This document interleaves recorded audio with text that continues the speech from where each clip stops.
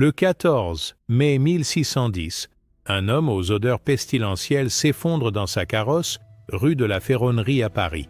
2 coups de couteau viennent de mettre fin à la vie du roi le plus controversé de France. Henri IV n'est pas mort d'une maladie ou de vieillesse.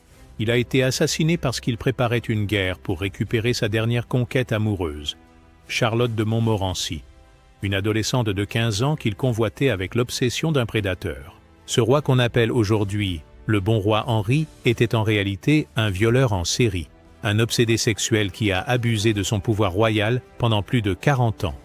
Derrière l'image d'Épinal du panache blanc et de la poule aux peaux se cache la vérité glaçante d'un monarque qui a violé, manipulé et détruit 73 femmes documentées. L'histoire commence en 1571 à Nérac, dans le château de la famille de Navarre. Henri a 18 ans quand il pose ses yeux sur Fleurette, la fille du jardinier. Elle n'en a que 14. Cette première agression va donner le ton de toute sa vie. Henri de Bourbon ne s'embarrasse ni du consentement, ni de l'âge de ses victimes. Il impose sa volonté par la force de son rang. Fleurette devient sa première maîtresse officielle, mais le terme est trompeur. Dans la France du XVIe siècle, quand un prince de sang royal choisit une servante de 14 ans, il ne s'agit pas d'une relation amoureuse, mais d'un viol légalisé par le statut social.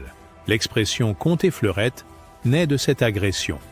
Elle décrit la méthode d'Henri IV qui compte des mensonges à ses victimes pour les attirer dans son lit. Mais Fleurette n'est que le commencement. À peine un an plus tard, Henri s'attaque à Charlotte de Beaune-Semblançay, baronne de Sauve et dame d'honneur de Catherine de Médicis. Cette fois, il s'agit d'une femme de la noblesse, plus de 20 ans son aînée. Henri découvre qu'il peut obtenir n'importe quelle femme par la menace, le chantage ou la corruption. Charlotte cède pour protéger sa position à la cour. Chignor, 1573, c'est au tour de Bretine de Duras, fille d'un meunier. Henri développe une préférence pour les très jeunes filles des classes populaires. Elles n'ont aucun recours contre lui, aucune protection familiale. Il peut les violer en toute impunité et les jeter ensuite comme des objets usagés. En 1572, Henri épouse Marguerite de Valois dans une cérémonie censée réconcilier catholiques et protestants. Ce mariage politique lui offre une couverture parfaite pour ses crimes. Marguerite, sœur du roi Charles IX, connaît les mœurs de la cour. Elle ferme les yeux sur les aventures de son mari, ne réalisant pas qu'elle cautionne un système de violence systématique. Henri perfectionne ses méthodes de prédation. Il utilise l'escadron volant de Catherine de Médicis, un groupe de jeunes femmes nobles chargées d'espionner et de séduire les ennemis politiques. Mais Henri détourne cet outil diplomatique pour ses besoins sexuels personnels. Il agresse successivement Daïel, Rebours, puis Françoise de Montmorency-Fosseux, qu'on surnomme la Belle Fosseuse. Françoise devient l'une de ses victimes les plus marquantes.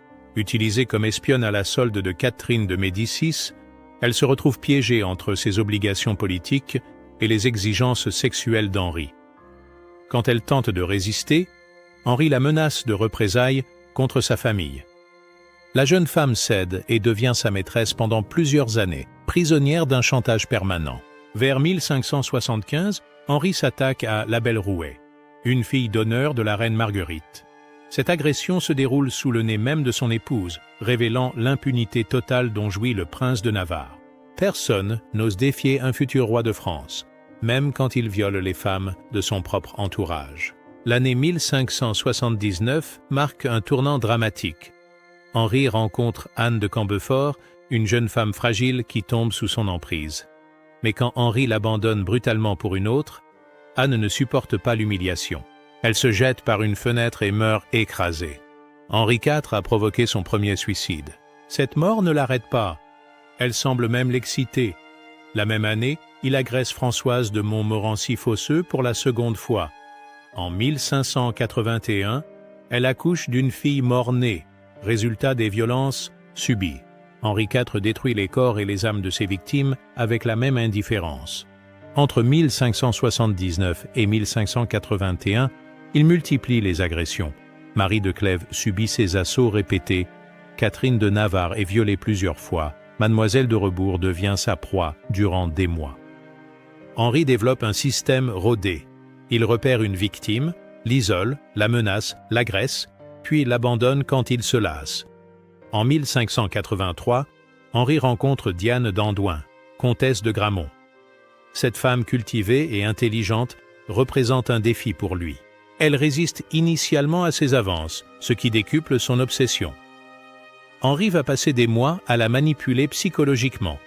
Il se présente comme un homme romantique, épris d'amour courtois.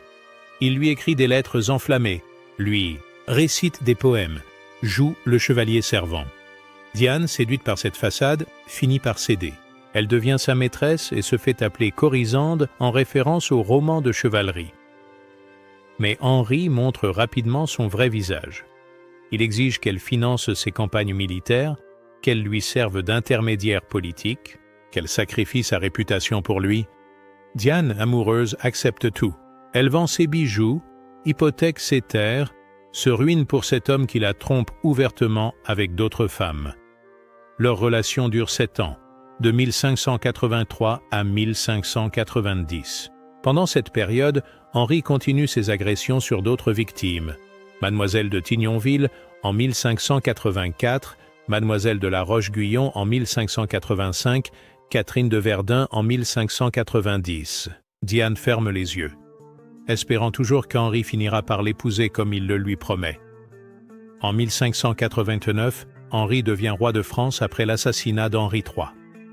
Ce nouveau pouvoir décuple sa capacité de nuire.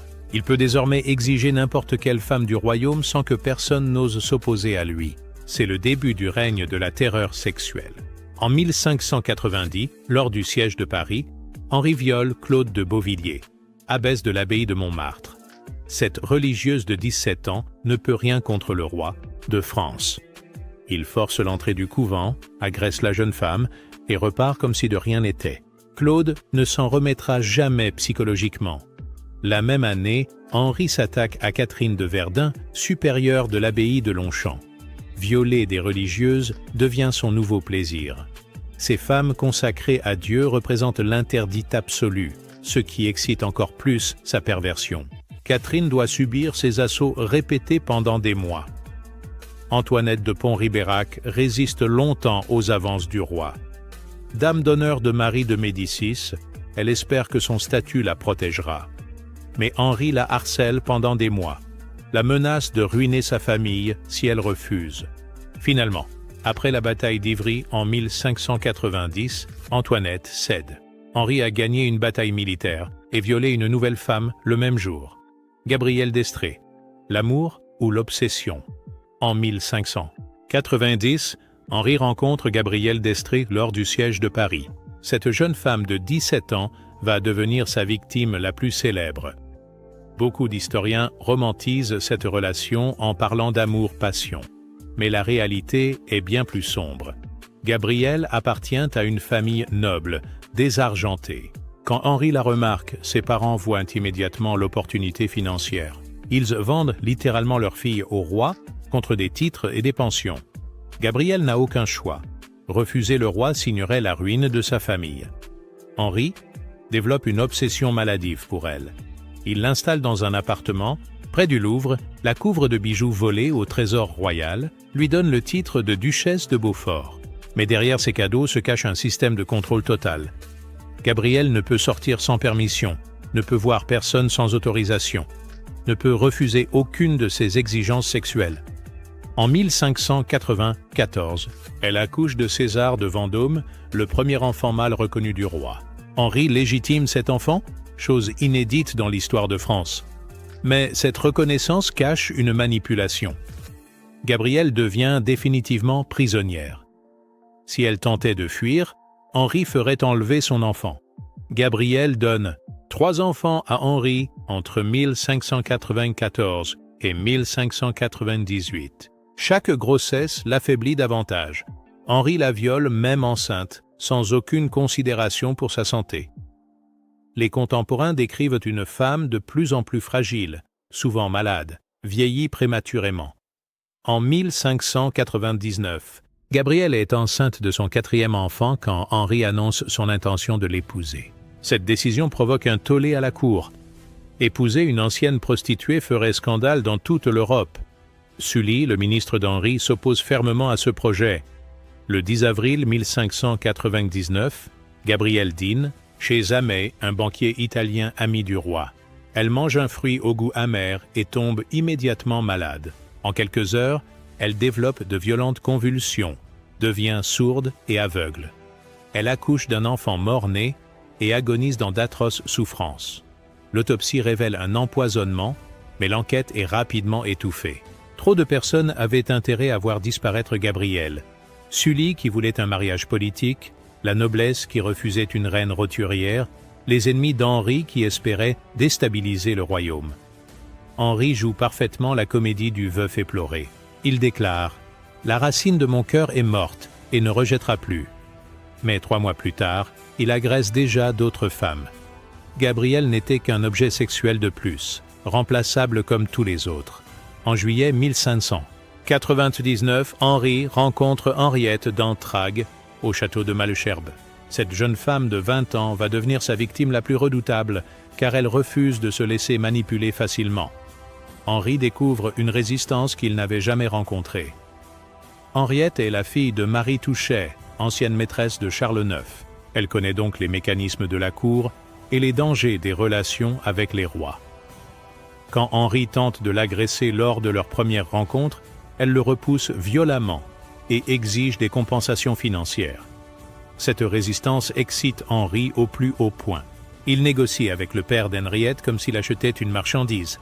50 000 écus d'or, le marquisat de Verneuil et une promesse de mariage écrite si elle lui donne un fils. François de Balzac d'Entragues accepte le marché et livre sa fille au roi. Henri obtient enfin Henriette après ce marchandage sordide. Il s'exclame « Voilà une nuit bien payée !» Mais Henriette n'est pas Gabrielle. Elle garde la promesse de mariage écrite et s'en sert comme d'une arme. Quand Henri épouse Marie de Médicis en 1600 pour des raisons politiques, Henriette menace de révéler le document. Henri épouse Marie de Médicis en décembre 1600 pour éponger les dettes du royaume auprès des banques florentines. Cette union purement mercantile va révéler toute la cruauté du roi envers les femmes, y compris son épouse légitime. Dès la nuit de noces, Henri humilie Marie. Il la trouve fade et grosse, tandis qu'elle découvre un homme aux odeurs pestilentielles de fauve crevé. Henri ne prend aucune précaution d'hygiène, ne se lave jamais, dégage une puanteur insoutenable. Ses dents pourries lui donnent une haleine fétide que même les parfums ne masquent pas. Mais l'humiliation physique n'est rien comparée aux violences psychologiques. Henri viole Marie pour concevoir l'héritier nécessaire, puis retourne immédiatement dans le lit d'Henriette d'Entragues. Il organise même des dîners où les deux femmes sont contraintes de se côtoyer, prenant un plaisir pervers à leur souffrance. Marie accouche de Louis XIII en 1601, puis de 5 autres enfants en 10 ans. Chaque grossesse se déroule dans l'angoisse, car Henri continue ses infidélités ouvertement. Il force même Marie à élever les bâtards qu'il a eus avec ses maîtresses, transformant la reine de France en nourrice de ses crimes. Les scènes de violence conjugale se multiplient. Marie entre dans des colères folles, frappe Henri devant toute la cour, lui lance des objets à la figure. Ces crises sont la seule façon pour elle d'exprimer sa souffrance dans un système qui la maintient prisonnière de son statut royal. Malgré ses 2 femmes et ses enfants, Henri continue d'agresser de nouvelles victimes. En 1602, il viole Louise de Maupoux lors d'une visite au prieuré Saint-Louis de Poissy. Cette jeune religieuse ne peut rien contre l'autorité royale. Henri force l'entrée du couvent comme il l'avait fait 12 ans plus tôt. Entre 1607 et 1609, Charlotte des Essarts devient sa nouvelle proie. Cette femme mariée résiste initialement, mais Henri menace de ruiner son époux si elle refuse. Charlotte cède et lui donne 2 filles, Jeanne-Baptiste en 1608 et Marie-Henriette en 1609. Henri collectionne les enfants comme il collectionne les femmes, sans jamais se soucier de leur bien-être. Vers 1608, Henri s'attaque à Jacqueline de Bueil, qu'il surnomme cyniquement la nymphe au petit museau. Cette jeune, femme de famille noble, devient enceinte et accouche d'un fils qu'Henri légitime immédiatement. La légitimation des bâtards est devenue son nouveau système de chantage. Les mères ne peuvent plus fuir sous peine de perdre leurs enfants. En janvier 1609, Henri assiste à un ballet donné en l'honneur de la reine. Parmi les danseuses se trouve Charlotte de Montmorency, âgée de seulement 15 ans. À 56 ans, Henri développe une obsession malsaine pour cette adolescente qui pourrait être sa petite-fille. Charlotte appartient à l'une des plus grandes familles de France. Henri ne peut pas l'agresser directement comme ses victimes précédentes. Il élabore donc un plan plus subtil.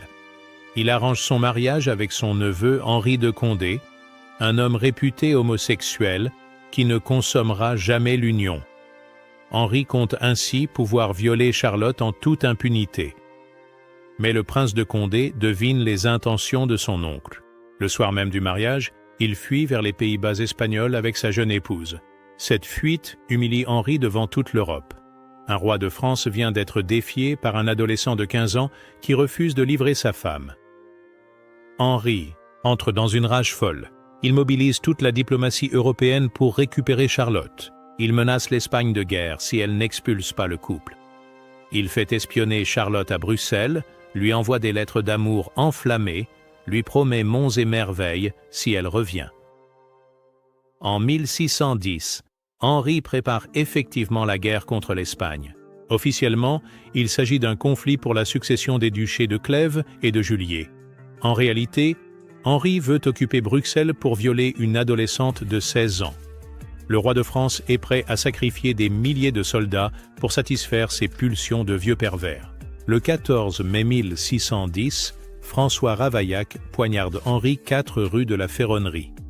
Cet homme de 32 ans, originaire d'Angoulême, déclare avoir agi sur ordre de Dieu pour empêcher une guerre contre les catholiques espagnols. Mais la réalité est probablement plus complexe. Ravaillac connaît-il les véritables motivations de cette guerre? Sait-il qu'Henri se prépare à envahir les Pays-Bas pour violer une adolescente? Les interrogatoires du procès ne révèlent rien de précis. Ravaillac nie avoir eu des complices et clame qu'il a voulu protéger l'Église catholique. Pourtant, des rumeurs circulent dans toute l'Europe depuis 12 jours avant l'assassinat.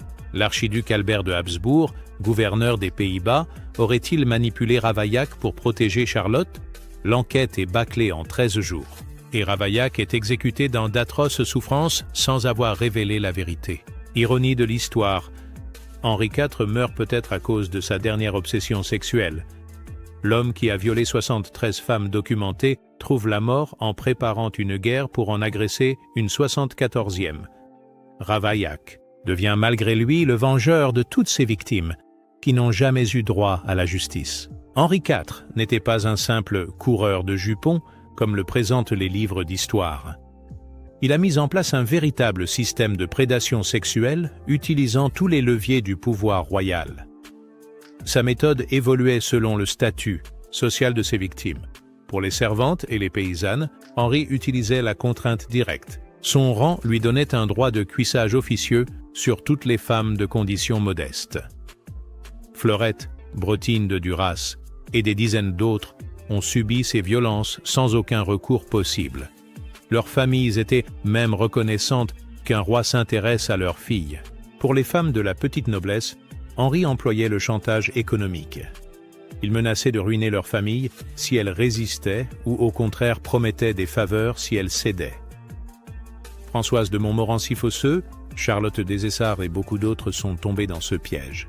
Pour les grandes dames de la cour, Henri utilisait la manipulation psychologique. Il se présentait comme un amoureux romantique, promettait le mariage, jouait sur leurs sentiments. Diane d'Andoin et Gabrielle d'Estrées ont été détruites par ces fausses promesses d'amour. Pour les religieuses, Henri exploitait son statut de roi très chrétien. Il forçait l'entrée des couvents en prétextant des visites officielles, puis agressait les femmes les plus vulnérables. Claude de Beauvilliers et Catherine de Verdun n'ont pu résister aux représentants de Dieu sur terre. Les méthodes de séduction perverses. Henri IV avait perfectionné plusieurs techniques de séduction qui étaient en réalité des méthodes de prédation. Contrairement à l'image romantique qu'on en donne aujourd'hui, ces techniques reposaient sur la manipulation, la menace et l'abus de pouvoir. La première méthode était le déguisement. Henri se présentait souvent incognito chez ses victimes potentielles. Il jouait le simple gentilhomme pour s'approcher des femmes sans éveiller leur méfiance. Une fois qu'elles l'avaient reconnu, elles ne pouvaient plus refuser ses avances, sans risquer leur vie. La deuxième méthode était la corruption des familles. Henri achetait littéralement ses victimes à leurs parents ou à leur mari. Il offrait des titres, des pensions, des charges lucratives en échange de l'accès au corps des femmes. Les familles devenaient être complices du viol de leur propre fille ou épouse. La troisième méthode était le chantage sentimental. Henri promettait le mariage à toutes ses victimes, leur faisait croire qu'elles deviendraient reines de France. Ces fausses promesses permettaient de faire durer les agressions pendant des années.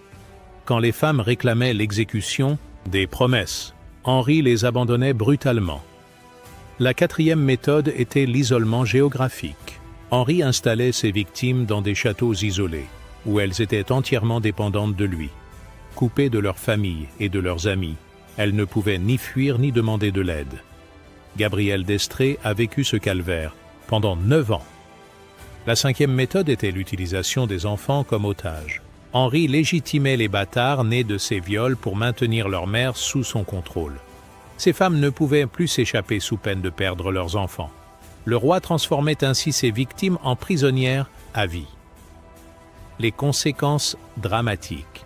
Les victimes d'Henri IV ont payé un prix terrible pour satisfaire les pulsions de leur roi.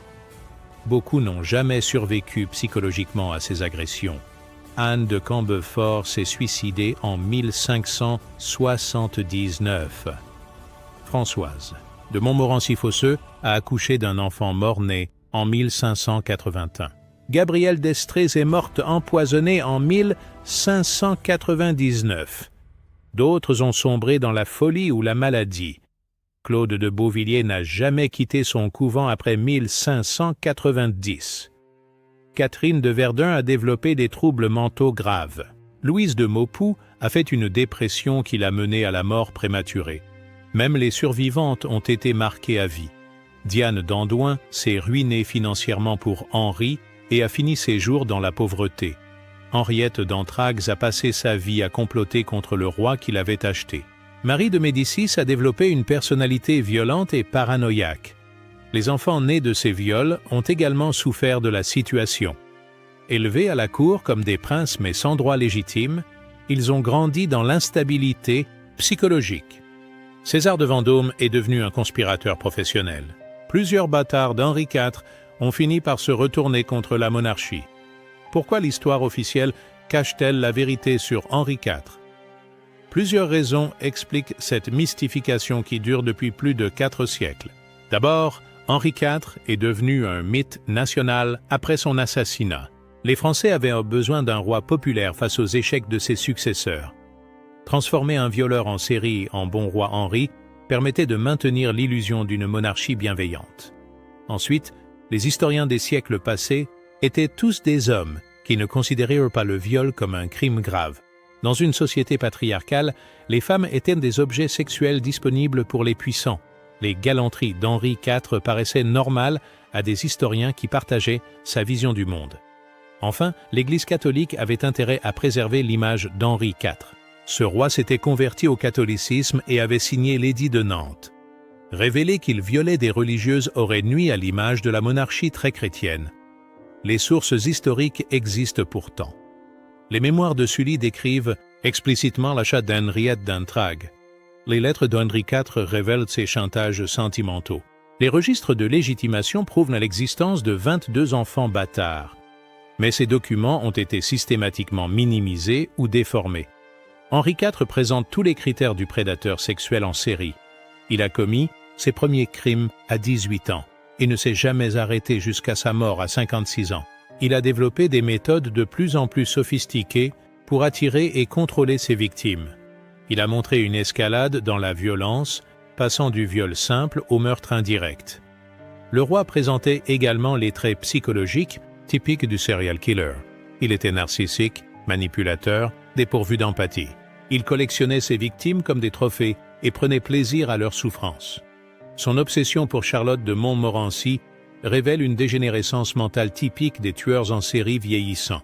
Henri IV utilisait son statut royal comme un serial killer utilise ses talents de séduction. Il attirait ses victimes par des promesses mensongères, les isolait de leur environnement protecteur, les dominait par la violence ou la menace, puis les abandonnait quand ils s'en lassaient. La seule différence avec un serial killer moderne, c'est qu'Henri IV tuait les âmes plutôt que les corps. Ses victimes survivaient physiquement mais étaient détruites psychologiquement. Dans une société qui ne reconnaissait pas les violences sexuelles, elles n'avaient aucun recours et devaient porter leur traumatisme en silence. L'exemple d'Henri IV a influencé tous ses successeurs. Louis XIII, son fils, a développé des tendances homosexuelles peut-être pour fuir le modèle paternel terrifiant. Louis XIV a institutionnalisé le système des maîtresses officielles. Louis XV a poussé la perversion jusqu'à violer des enfants au parc aux cerfs. La monarchie française s'est construite sur l'idée que le roi avait tous les droits, y compris celui de violer ses sujettes. Ce principe a perduré jusqu'à la Révolution et explique en partie la haine que le peuple portait à ses dirigeants. Henri IV a créé un précédent qui a empoisonné la royauté pendant 2 siècles. Même aujourd'hui, la figure d'Henri IV continue de nuire à la mémoire de ses victimes. Chaque fois qu'on présente ce roi comme un modèle de galanterie française, on insulte la mémoire des 73 femmes qu'il a détruites. Chaque fois qu'on romantise ses conquêtes amoureuses, on perpétue la culture du viol qui permet aux puissants d'abuser des faibles. Les 73 victimes documentées. Les historiens ont longtemps minimisé le nombre réel des victimes d'Henri IV. Ils parlaient pudiquement d'une 50aine de maîtresses pour édulcorer la réalité. Mais les recherches récentes dans les archives royales révèlent un chiffre beaucoup plus effroyable. 73 femmes documentées ont subi les agressions du roi. Parmi les 73 victimes documentées, au moins 7 étaient des religieuses. Ce détail révèle la perversion particulière d'Henri IV qui prenait un plaisir sadique à profaner ce qui était consacré à Dieu. Ces viols de religieuses constituèrent probablement ses crimes les plus abjects. Claude de Beauvilliers, abbesse de Montmartre, âgée de seulement 17 ans, fut violée en 1590 lors du siège de Paris. Henri força l'entrée du couvent avec ses soldats, prétextant une visite d'inspection militaire. Il enferma la jeune abbesse dans sa cellule et la viola pendant des heures. Catherine de Verdun, supérieure de l'abbaye de Longchamp, subit le même sort la même année. Henri développa une obsession pour cette femme et revint la violer plusieurs fois. Catherine sombra dans la folie et dut être remplacée à la tête de son abbaye. Sœur Angélique de Sainte-Beuve fut agressée en 1591 au couvent des Filles-Dieu. Sœur Marie-Madeleine de Lorraine subit ses assauts en 1592 à l'abbaye de Jouarre.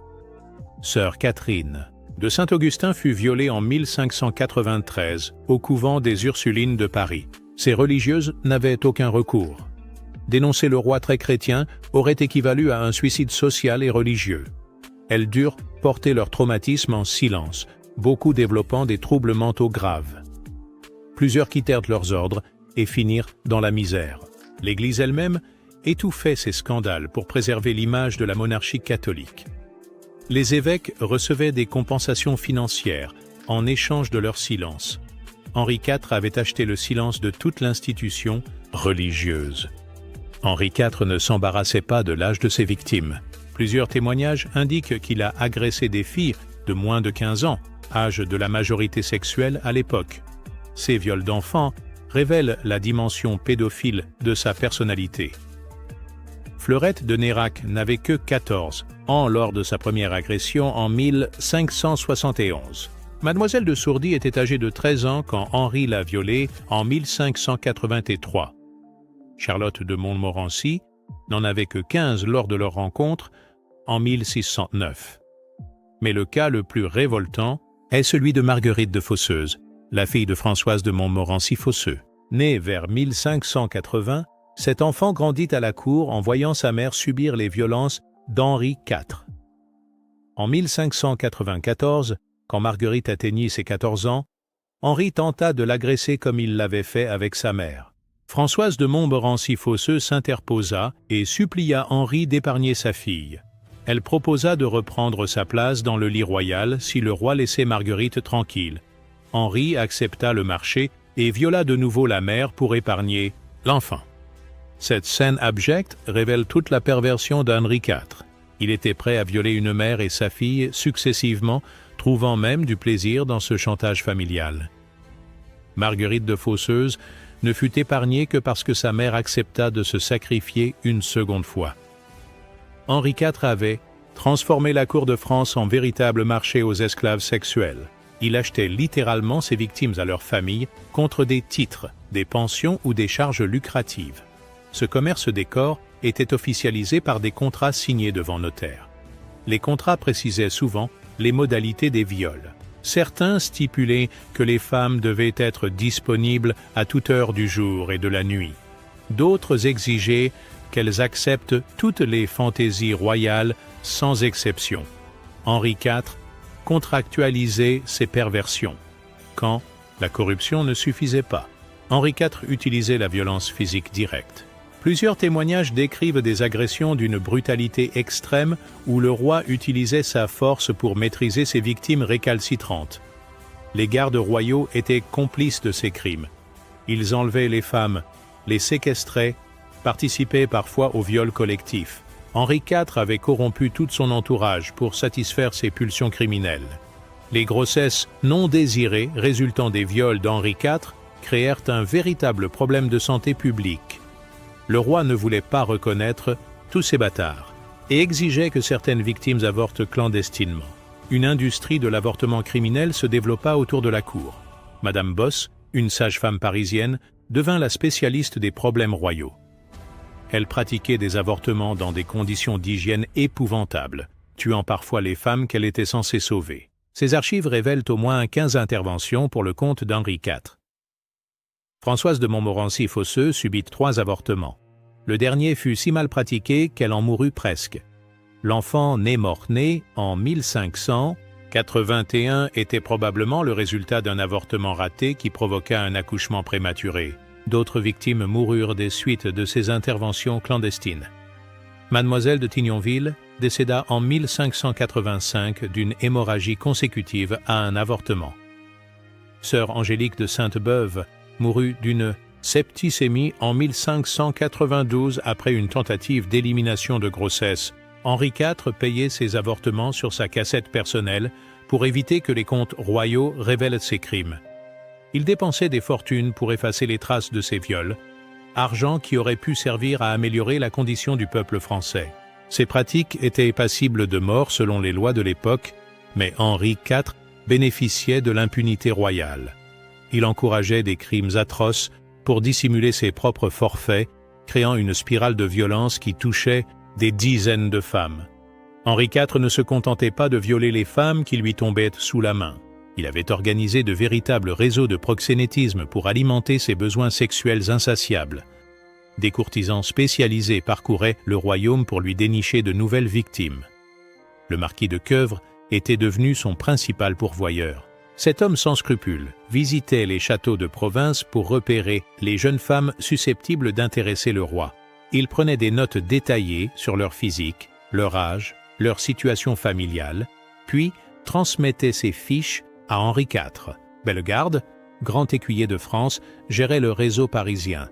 Il organisait des soirées privées où de jeunes femmes en difficulté financière étaient présentées au roi. Ces fêtes galantes étaient en réalité des marchés aux esclaves déguisés où Henri choisissait ses prochaines victimes. Roger de Saint-Lary de Bellegarde avait même créé une maison close privée pour le roi près du Louvre. Cet établissement discret accueillait les victimes qu'Henri voulait violer sans témoin. Les femmes y étaient séquestrées jusqu'à ce que le roi se lasse d'elles. Ces réseaux s'étendaient dans toute la France. Chaque gouverneur de province avait reçu l'ordre discret de signaler les beautés locales susceptibles d'intéresser Sa Majesté. Un véritable fichage des femmes françaises était organisé pour alimenter les perversions royales. Les religieux étaient également complices. Certains confesseurs transmettaient au roi les confidences de leurs pénitentes, révélant leurs faiblesses et leurs secrets. Henri IV utilisait ces informations pour faire chanter ses victimes potentielles. L'exemple d'Henri IV corrompit toute la noblesse française. Voyant que le roi violait impunément, les grands seigneurs s'autorisèrent les mêmes crimes. Une culture du viol se développa dans toutes les classes dominantes, détruisant des milliers de femmes. Le peuple, qui vénère encore Henri IV aujourd'hui, ignorait la vérité de ces crimes, mais il subissait les conséquences de cette corruption généralisée. Les impôts augmentaient pour payer les pensions des maîtresses royales. L'argent public finançait les perversions des puissants. Malgré l'oppression, quelques femmes tentèrent de résister au système de prédation royale. Leurs histoires héroïques ont été effacées de l'histoire officielle, mais elles méritent d'être rappelées pour honorer leur courage exceptionnel. Louise de Budos fut la première à défier ouvertement Henri IV en 1598. Cette jeune femme de 23 ans refusa catégoriquement ses avances et le gifla publiquement lors d'un bal de la cour. Henri, humilié devant tous les courtisans, jura de se venger.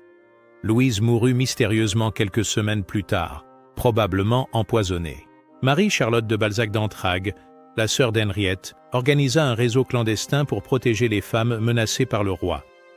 Elle cachait les victimes potentielles dans des couvents, leur fournissait de faux papiers pour fuir le royaume, finançait leur exil à l'étranger. Henri découvrit ce réseau en 1606 et fit emprisonner Marie-Charlotte à la Bastille.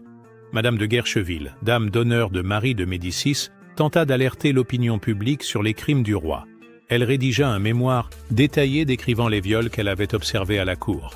Ce document fut saisi par les agents royaux et Madame de Guercheville dut s'enfuir en Espagne pour échapper aux représailles. Sœur Marie de l'Incarnation organisa la résistance dans les couvents. Cette religieuse courageuse fit installer des verrous renforcés dans toutes les cellules, organisa des tours de garde nocturnes, enseigna aux novices les techniques d'autodéfense. Son action sauva probablement des dizaines de religieuses des agressions royales. Ces femmes héroïques payèrent cher leur résistance. Certaines furent assassinées, d'autres emprisonnées, beaucoup contraintes à l'exil. Mais leur exemple prouve que toutes les femmes de l'époque n'acceptaient pas passivement la tyrannie sexuelle d'Henri IV. Pendant 4 siècles, les historiens ont maintenu une véritable omerta sur les crimes de Henri IV. Cette conspiration du silence s'explique par plusieurs facteurs qui révèlent les mécanismes de protection des puissants, même après leur mort. Les premiers biographes d'Henri IV étaient tous des hommes de cour payés pour glorifier le roi défunt. Sully, dans ses mémoires, mentionne discrètement quelques faiblesses royales, mais présente les viols comme des galanteries amusantes. Cette version édulcorée devient la référence officielle. Au XVIIe siècle, les historiens royaux reçoivent l'ordre explicite de ne jamais évoquer la vie privée des rois. Louis XIV, lui-même grand amateur de femmes, ne veut pas qu'on établisse de précédents gênants. L'image d'Henri IV est soigneusement nettoyée pour servir la propagande monarchique. Au XVIIIe siècle, Voltaire et les philosophes des Lumières utilisent Henri IV comme symbole de la tolérance religieuse. Révéler ces crimes nuirait à leur combat contre le fanatisme.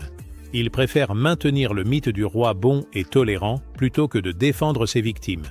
Au XIXe siècle, les historiens romantiques transforment Henri IV en héros national. Alexandre Dumas popularise l'image du roi galant et séducteur. Cette littérature de propagande efface définitivement la mémoire des victimes au profit du mythe royal. Au XXe siècle, les historiens républicains conservent le mythe par paresse intellectuelle. Remettre en question Henri IV obligerait à réécrire toute l'histoire de France. Il est plus simple de répéter les légendes que de chercher la vérité dans les archives.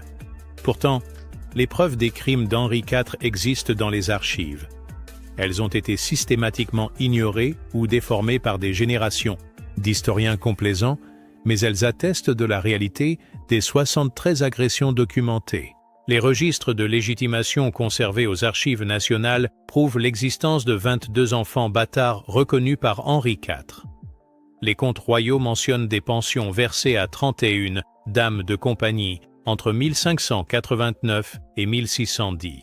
Ces femmes n'avaient aucune fonction officielle à la cour, mais recevaient des sommes importantes. Il s'agit manifestement d'argent du silence versé aux victimes pour acheter leur discrétion. Les lettres d'Henri IV conservées à la Bibliothèque nationale révèlent ses méthodes de chantage. Dans une missive à Henriette d'Antragues datée de 1601, il écrit « Votre père a résolu tout ce que je voulais ». Cette phrase prouve que François de Balzac avait vendu sa fille au roi. Les rapports médicaux du docteur Héroard, médecin de Louis XIII, mentionnent les maladies honteuses d'Henri IV. Ces infections sexuellement transmissibles prouvent l'activité sexuelle débridée du roi et les conditions sordides de ses relations avec ses victimes. Les procès-verbaux de police parisienne signalent plusieurs disparitions de jeunes femmes entre 1590 et 1610. Ces femmes étaient toutes décrites comme très belles et avaient été vues pour la dernière fois près du Louvre. Leurs corps ne furent jamais retrouvés. La vérité révélée par les archives secrètes. En 2019, l'ouverture des archives secrètes du Vatican a révélé des documents explosifs sur Henri IV. Ces papiers, classifiés pendant 4 siècles, confirment les soupçons les plus graves sur les crimes du roi de France. Une lettre du nonce apostolique Silvio Savelli, datée de 1598, décrit précisément les viols de religieuses commis par Henri IV. Le diplomate papal écrit « Sa Majesté très chrétienne déshonore l'Église en forçant les épouses du Christ. 3 abbesses ont été violées cette année dans les couvents parisiens. » Un rapport de l'Inquisition romaine, rédigé en 1602, évoque un réseau de proxénétisme organisé autour du roi de France. Ce document secret révèle que le pape Clément VIII était parfaitement informé des crimes d'Henri IV, mais préférait les ignorer pour des raisons politiques. Une confession secrète de Marie de Médicis, recueillie par son confesseur en 1610, détaille les violences conjugales subies. La reine raconte comment Henri la frappait, la violait même enceinte, la forçait à assister aux agressions d'autres femmes. Ces révélations bouleversent l'image traditionnelle du couple royal. Ces documents prouvent que l'Église catholique était parfaitement informée des crimes d'Henri IV, mais elle préférait le silence pour préserver l'alliance avec la monarchie française. L'institution religieuse s'est rendue complice des viols pour des calculs politiques sordides. Henri IV présente toutes les caractéristiques du prédateur sexuel moderne. Il utilisait son statut social pour attirer ses victimes, développait des relations de dépendance pour les contrôler, employait la violence physique et psychologique pour les soumettre, détruisait systématiquement leur personnalité. Comme les serial killers contemporains, Henri IV gardait des trophées de ses crimes. Il collectionnait les portraits de ses victimes, conservait leurs lettres d'amour forcées, exhibait leurs enfants bâtards comme des preuves de sa virilité. Le roi avait également développé une addiction sexuelle qui s'aggravait avec l'âge. Ses dernières victimes étaient de plus en plus jeunes, ses méthodes de plus en plus violentes. L'obsession pour Charlotte de Montmorency révèle un homme au bord de la démence sénile, prêt à détruire son royaume pour violer une adolescente. Henri IV a créé un précédent historique dramatique en montrant qu'un chef d'État pouvait violer impunément pendant des décennies. Ce modèle a influencé tous les dictateurs ultérieurs, de Louis XIV à nos dirigeants contemporains. L'impunité royale a légitimé 4 siècles de violences sexuelles commises par les puissants. La vérité sur Henri IV dérange, car elle révèle la continuité entre les violences d'hier et celles d'aujourd'hui. Les méthodes du ver galant ressemblent étrangement à celles des prédateurs modernes. Corruption, chantage, menaces, isolement des victimes. Seuls les moyens ont évolué, pas les mécanismes fondamentaux.